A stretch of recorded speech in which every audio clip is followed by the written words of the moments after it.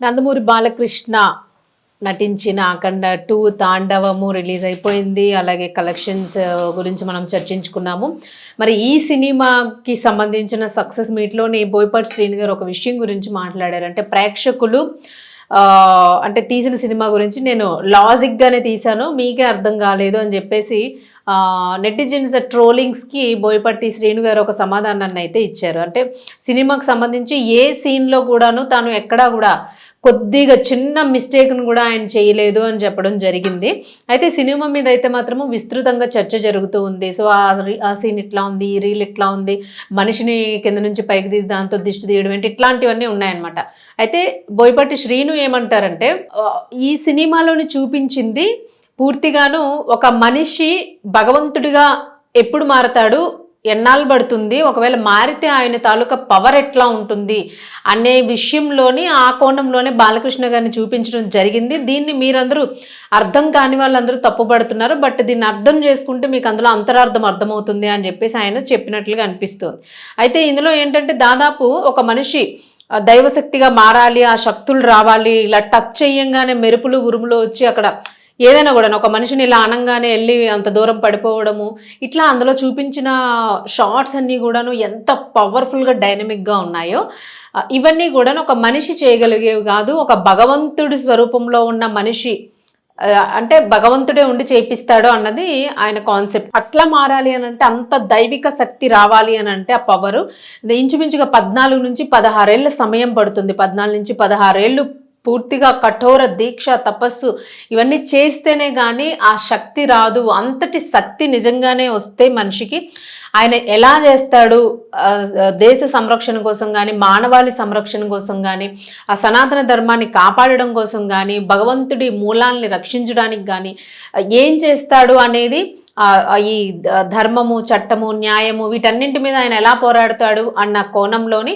ప్రతి pin to pin కూడాను అంత క్యాలిక్యులేటెడ్గా దాన్ని మొత్తం అబ్జర్వ్ చేసి దాని గురించి అన్ని చరిత్రలన్నీ తిరగేసి ఈ సినిమాని తీశాను అని చెప్పేసి ఆయనైతే చెప్పడం జరిగింది. మరి దీనిలోని ఎట్లా అంటే ఆ స్పర్శ అలా సాధించిన వ్యక్తి యొక్క స్పర్శతోనే అక్కడ అనేక మార్పులు జరిగిపోతాయి అని చెప్పేసి. అంతే కదా, మన మంత్రాలు, శక్తులు లేదా ఈ అఘోరాలు ఇట్లాంటి వాళ్ళందరూ కూడాను ఎంతో శక్తిమంతులని అనుకుంటాం. అలాగే వాళ్ళు ఇలా ఇలా అన్నా కూడా, ఇట్లా అన్నా లేదు ముట్టుకున్నా కూడా అక్కడ ఎన్నో జరగరాని మార్పులు, అంటే విధ్వంసం చేయాల్సిన చోట విధ్వంసం చేస్తారు, విధ్వంసం నుండి రక్షించాల్సిన చోట విధ్వంసం నుండి రక్షిస్తారు. సో ఈ కాన్సెప్ట్లోనే తీశాను అని చెప్పేసి బోయపాటి చెప్పడం జరిగింది. మరి అంత కాన్సెప్ట్ ఉంది కాబట్టే ఈవెన్ ఆదిత్యనాథ్ కానీ, యోగి ఆదిత్యనాథ్, అలాగే ఇప్పుడు మోదీ గారు కూడా సినిమా చూస్తూ ఉన్నారు, దాన్ని షోగా వెయ్యబోతున్నాము, ఆయన కూడా చూడాలని పరితపిస్తూ ఉన్నారు అని చెప్పేసి ఆయన చెప్పడం జరిగింది. మరి షోని అయితే మాత్రం వేసేస్తారు త్వరలో.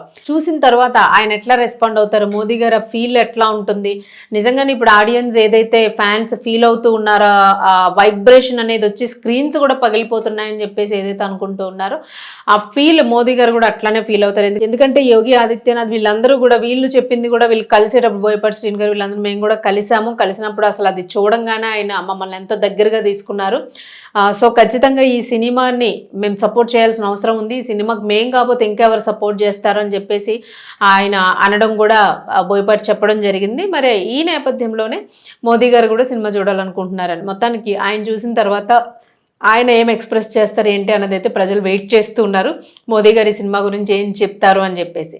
సో అర్థమవుతుందంటే ఏ సినిమాకి రాని ఒక కొత్తదనము, పూర్తిగా సృష్టిని కాపాడడానికి భగవంతుడే దిగితే ఏం జరుగుతుంది అనేది ఒక సినిమాలోనే పూర్తిగా చూపించగలిగారు అనడంలోనే అది బోయపాటికి సాధ్యమైంది అనే ఇది కూడా వినిపిస్తుంది. నెటిజన్స్ ఎవరికి నచ్చినట్టు వాళ్ళు ఈ సినిమాకి సంబంధించి పోస్టులు పెడుతూ ఉన్నారు.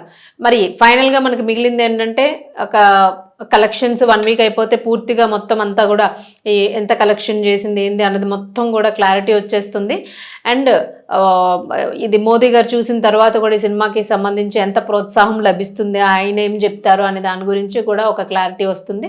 సో అదొక సాటిస్ఫాక్షన్. నిజంగానే ఆయన గర్వించదగ్గ క్షణంలాగా భారత సినీ చరిత్రలోనే గర్వించదగ్గ సినిమాగా దీన్ని ఆయన ఏమైనా కొనియాడతారా అని చెప్పేసి కూడా ఫ్యాన్స్ అందరూ కూడా వెయిట్ చేస్తూ ఉన్నారు. సో ప్రస్తుతానికైతే మాత్రము సినిమాకి సంబంధించి రకరకాల గాసిప్స్ వస్తూ ఉన్నాయి. బట్ ఏ సినిమాకైనా గాసిప్స్ అనేవి కామన్‌గా వస్తూ ఉంటాయి. బట్ ఈ సినిమాకి కొంచెం హైప్ ఎక్కువగా వచ్చింది. మరి ఫ్యాన్స్ కాని వాళ్ళు ఒకలాగా ట్రోల్ చేస్తూ ఉంటారు. ఫ్యాన్స్ అయిన వాళ్ళు ఒకలాగా వాళ్ళకి నచ్చిన రీతిలో ట్రోల్ చేసుకుంటూ ఉంటారు.